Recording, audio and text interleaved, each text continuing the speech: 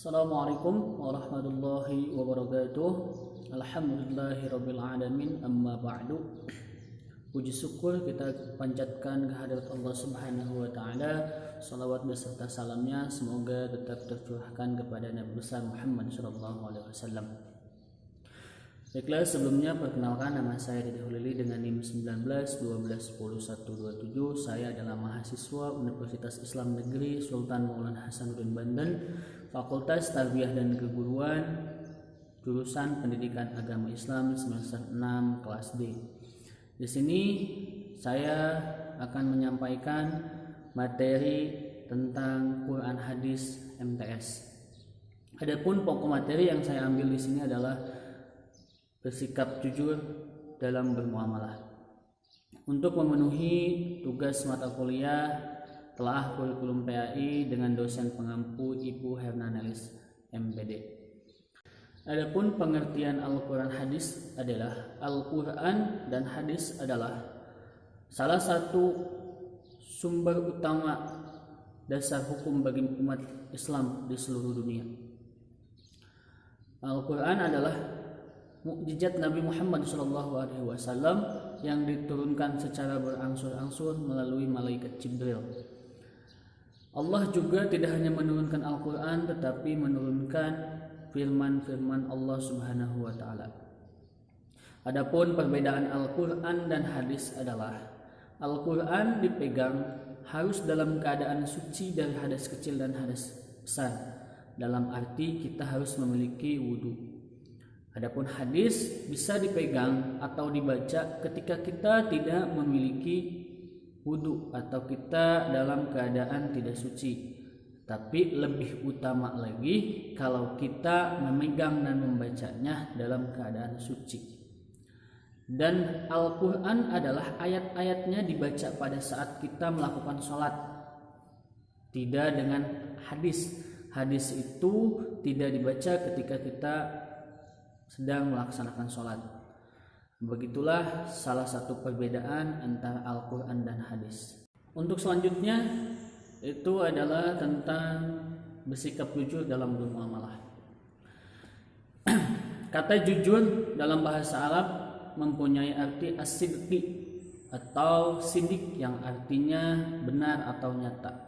Adapun lawan dari kata as-sidqu adalah al-kadzib yang artinya dusta atau bohong.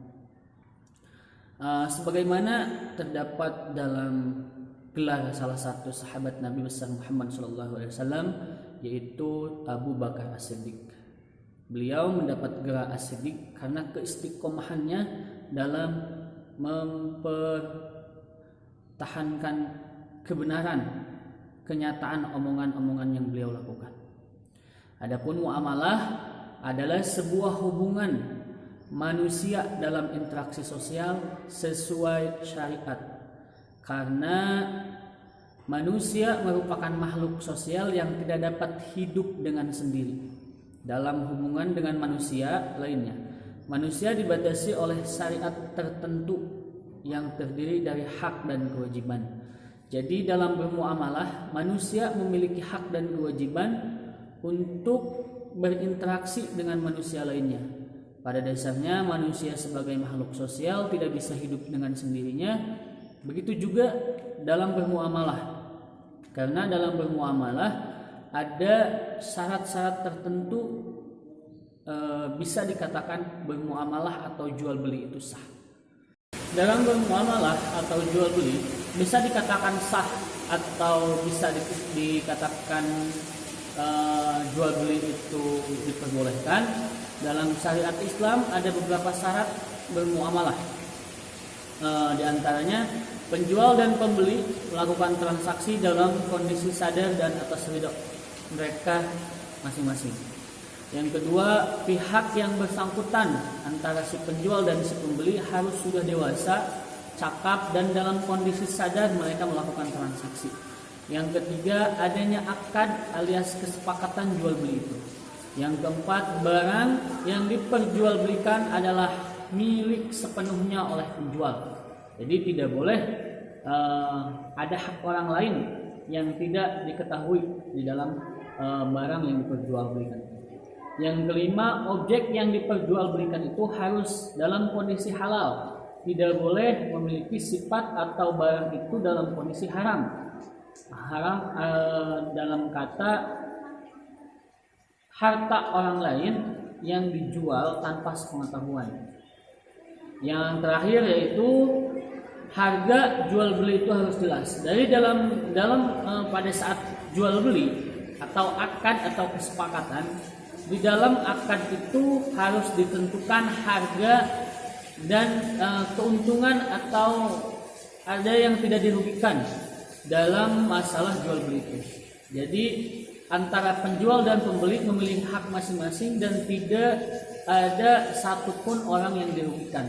Nah, itulah beberapa syarat yang bisa dikatakan kalau jual beli dalam Islam atau bermuamalah itu bisa dikatakan sah kalau sudah memenuhi syarat-syarat tertentu. Adapun ayat Al-Qur'an yang menjelaskan tentang bermuamalah terdapat dalam surat Al-Mutaffifin ayat 1 sampai 17 yang berbunyi, A'udzu billahi minasyaitonir rajim. Bismillahirrahmanirrahim. Wailul lil mutaffifin alladzina idza iktalu 'alan nasi yastawfun wa idza kaluhum aw wazanuhum yukhsirun.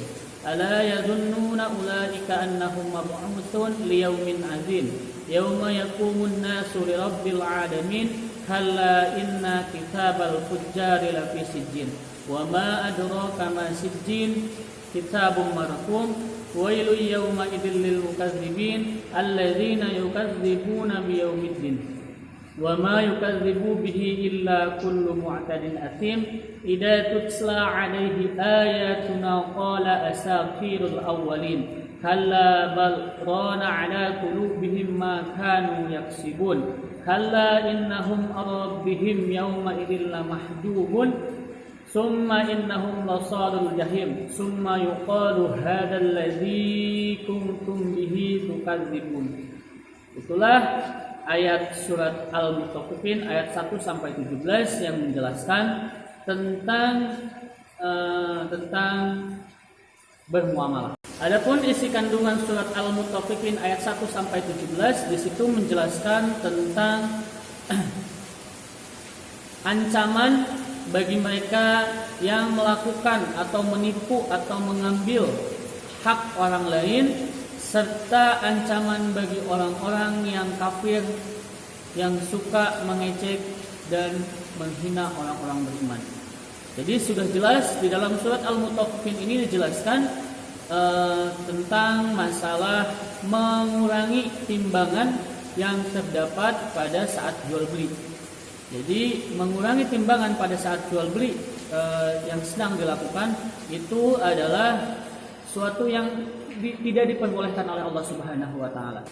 Ayat selanjutnya yang menjelaskan tentang muamalah terdapat pada surat Al-An'am ayat 152 yang berbunyi Bismillahirrahmanirrahim wala taqrabu malal yatimi illa billati hiya ahsan hatta yablugha ashuddah wa awful kaila wal mizana bil qisti la tukallifu nafsan illa wus'aha wa idza qultum fa'dilu walau kana dha qurba wa bi ahdillahi awfu dzalikum wasaqum bihi la'allakum tadhakkarun.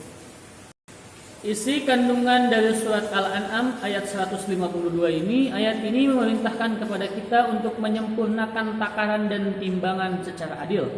Tidak boleh merekayasa untuk mengurangi takaran atau timbangan dalam bentuk apapun. Namun demikian, karena untuk tepat 100% dalam menimbang adalah sesuatu yang sulit, maka dibuat kesepakatan antara penjual dan pembeli berupa kerelaan agar jangan sampai menyulitkan keduanya. Jadi untuk mencapai takaran yang begitu sempurna 100% itu terkadang itu adalah hal yang sulit. Jadi